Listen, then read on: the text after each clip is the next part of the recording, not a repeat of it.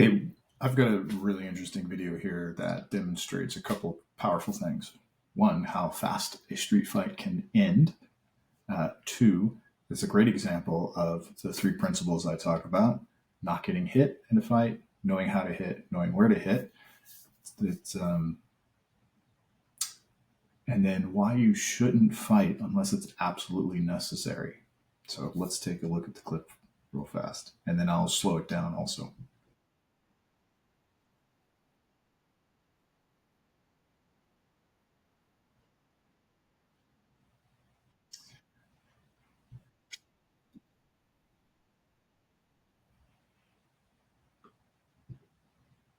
Okay, so let's slow this down to about half speed at least and check it out again. The guy in the black swings, the guy in the white sees it coming from a mile away because the guy is using a pretty standard street fighting giant step way back, swing wild for the head, right? Got ducks underneath it, resets, comes in for his own attack. Well,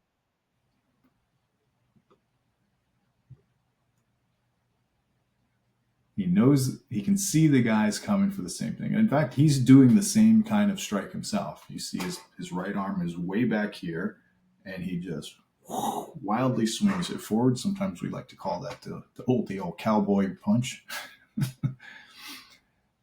But for him, luckily, he connects. And he connects to that. What it looks like from here is to the left jawline or maybe the left side of the neck, which does what? It quickly, spins the head to the side, causing that jerking motion, which we know is that's like how knockouts happen, or that's one of the ways knockouts happen, right? That rapid movement and stopping of the brain inside the skull cavity.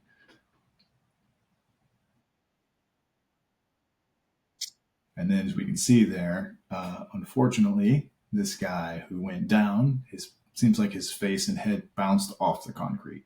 Okay, so again, this goes back into this is why you don't fight unless it's just absolutely necessary to protect yourself or your loved ones, or innocent bystanders, and you feel it's appropriate to do so. These guys are more than likely ego fighting,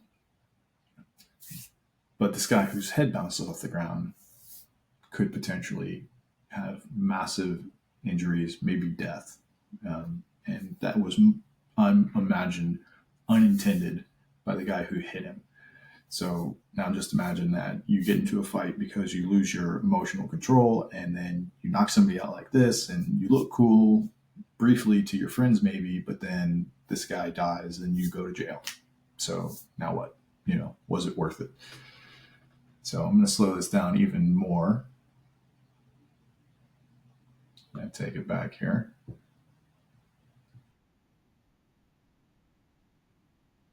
sees it coming. He ducks underneath.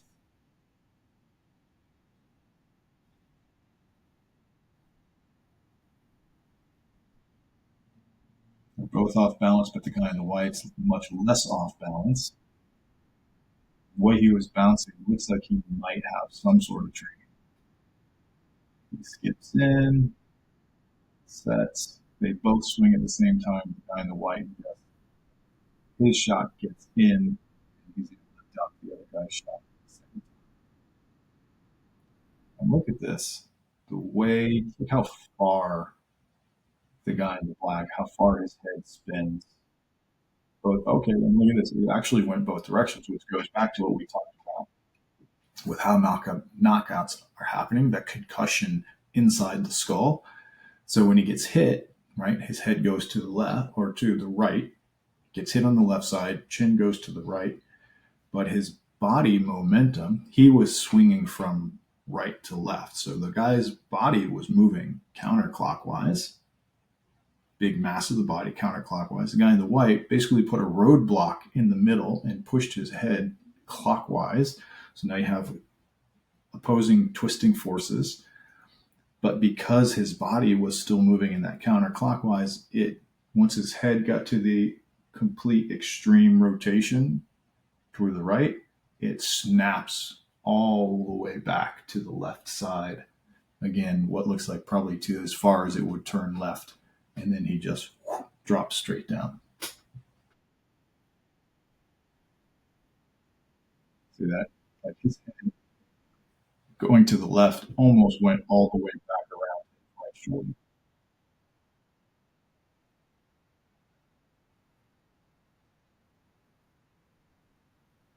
and just collapses.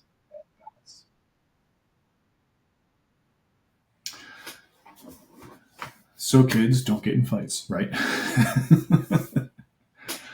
Anyway, yeah, for the sake of these two individuals, I hope there were no sustainable, massively sustained injuries, but don't get hit. Know how to hit, know where to hit, and you can end defensive confrontations just that quickly too. Talk to you soon.